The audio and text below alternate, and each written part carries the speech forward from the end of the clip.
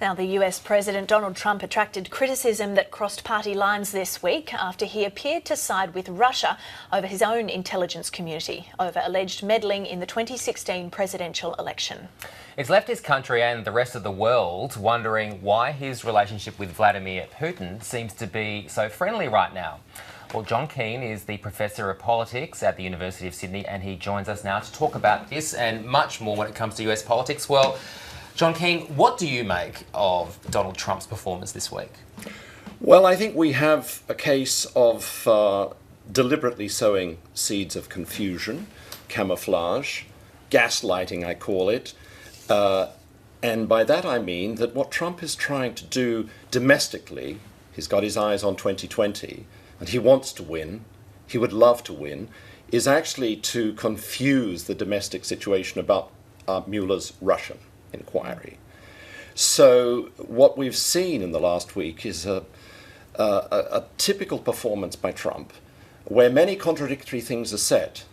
You know, I have Russia is a ruse. I have nothing to do with Russia. I don't make phone calls to Russia. I don't know anybody there. Not that I wouldn't make a phone call. What does that mean from the mouth of an American president?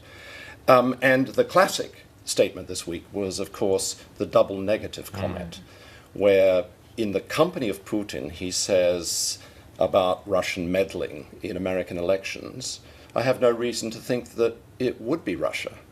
And then was forced to say, in a confession, double negative, that I have every reason to think that it wouldn't be Russia. So, you know, the confusion that's sown is part of his attempt to deal with this forthcoming report of Mueller. Globally, I think the same thing is going on, that sowing the seeds of confusion, trying to make America great again means basically power triumphs, deal making, right doesn't matter anymore. And the whole American strategy in the past of restraining American power in order to be great is being literally thrown overboard by Trump. Do you think the US fostering a positive relationship with Russia is a good thing?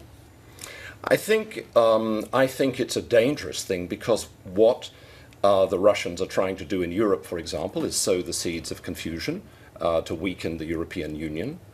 I think it's astonishing that there should be this personal chemistry between two leaders.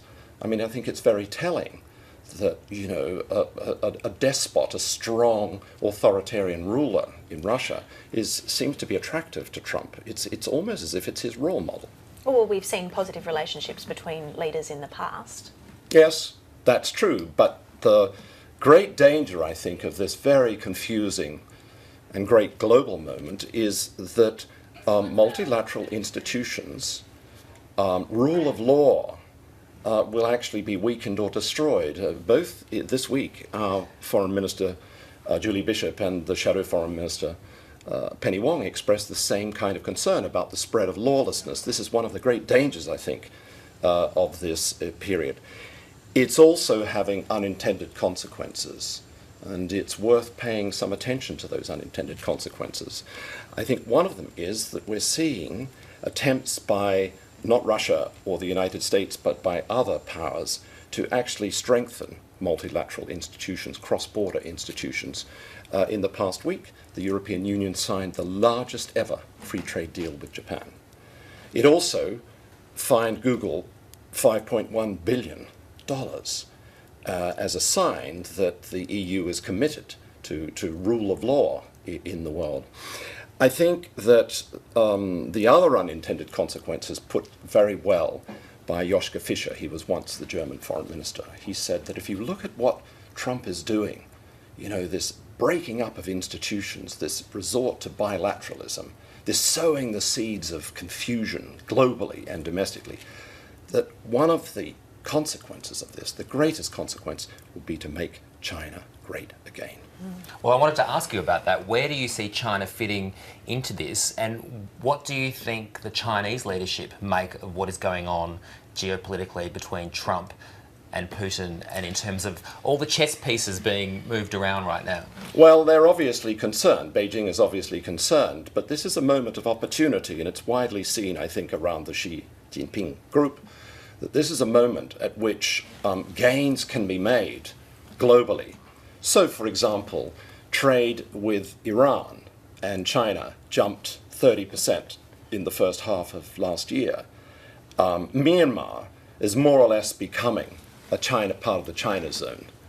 So that trend is working to the advantage of China, and it's also interesting and important for viewers and listeners to understand that China, curiously, has expanded its power. I think we're witnessing the emergence of a Chinese empire, a global empire, and it's done so through multilateral institutions. Actually, there's a Brazilian analyst who has pointed out that in the last 2 decades, China has built over 20 new multilateral institutions. So China is committed to multilateral institutions. It's a way of expanding its power. So in an odd way, I think Joschka Fischer is right. All the bluff and bluster of Washington at the moment, this resort to power, brute power strategy, is working in favour of the other empire.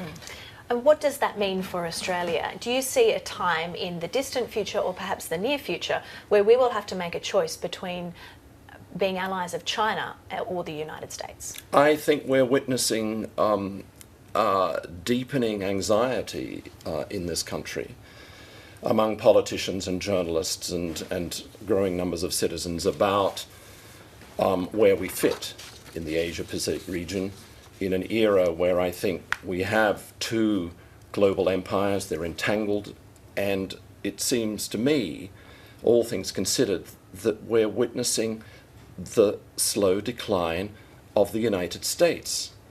So the key question is whether we should hitch our horses to the United States, or, which has been the current strategy for some time, or whether, in fact, we get cleverer, that we try to be like Singapore or Vietnam, where we become clever at playing off those 2 powers and striking deals and diplomatically making arrangements in fields like higher education and investment and so on that actually work to the advantage of Australia.